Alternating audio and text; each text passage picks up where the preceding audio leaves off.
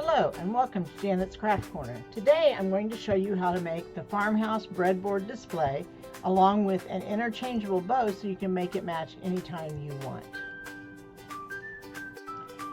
I've already painted my pieces white, so now I'm going to distress my board by sanding around the outer edge of all of my pieces.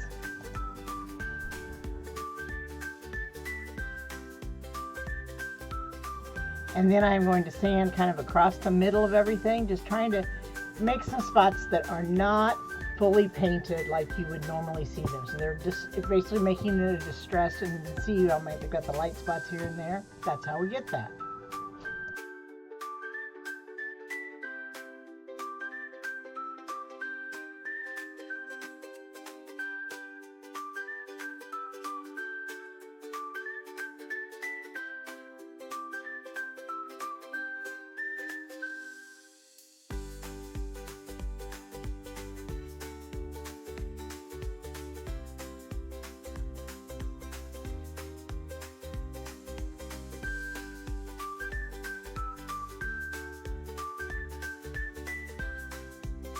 The way you do the back, the stand, what you're going to do is you're going to lay this piece down so it's just maybe 1/8 of an inch above the bottom of your piece, and then slide the circle underneath it so that it gets lined up right.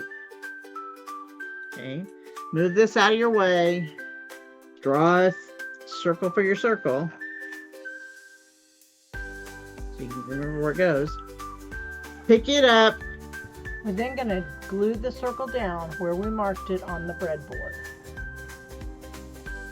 And then what you do is you almost fill this hole. Fill it about probably fill it about halfway with glue. Okay. Then get this and put these two pieces on the ends.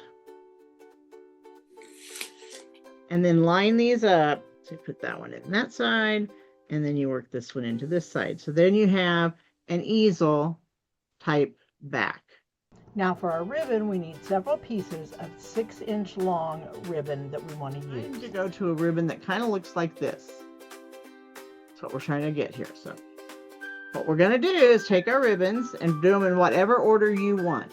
You can decide what order your ribbons go in, but you're going to kind of lay them in an X, and then you're going to lay the next layer in an X, just slightly off of that layer, and your final layer in an X also.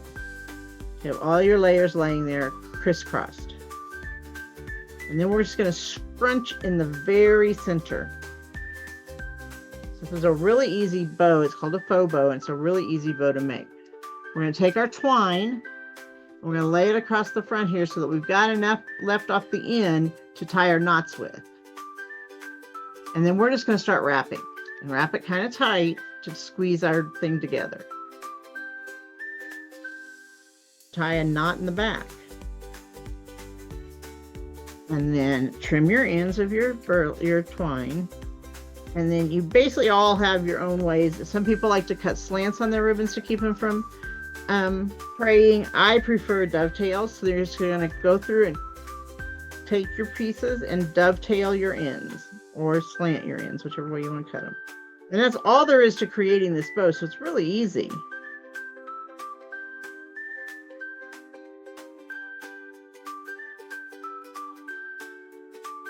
I'm going to do with mine, what I'm going to do with mine is I'm actually going to make a neutral bow also, faux bow, but a neutral one. I'm going to make a real bow. So that if I don't have one that matches whatever farmhouse sign I'm putting in there, I can put the neutral one on it.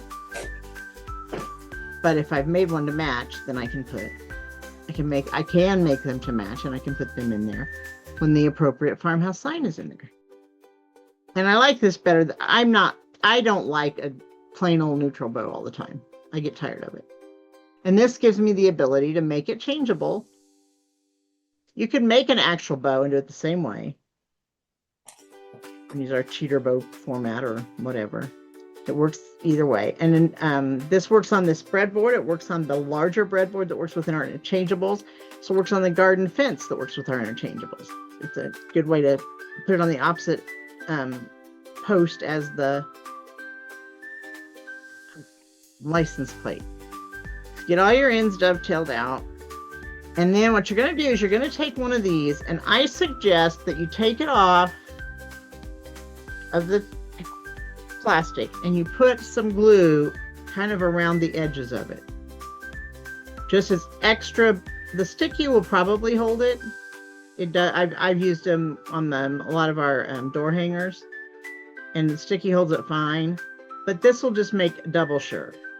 And then turn it around and put it on the back of your bow. Kind of hold it a little bit till it kind of dries, but because the center is the sticky that was already on the Velcro dot, it will hold. You're going to do the exact same thing on your breadboard by placing your other piece, the rough piece, on the back of your bow and then adding the glue the same way we did before. Then going to line it up in the location that you want it on your breadboard, and then just press down to hold it in place and hold it there for just a little bit to let everything stick and settle up. And that's it. You now have a breadboard for your farmhouse signs with an interchangeable bow. I hope you've enjoyed this presentation, and we'll look forward to seeing you on our next video. If you like this video, be sure to subscribe and press the bell so you'll know when we have new videos posted.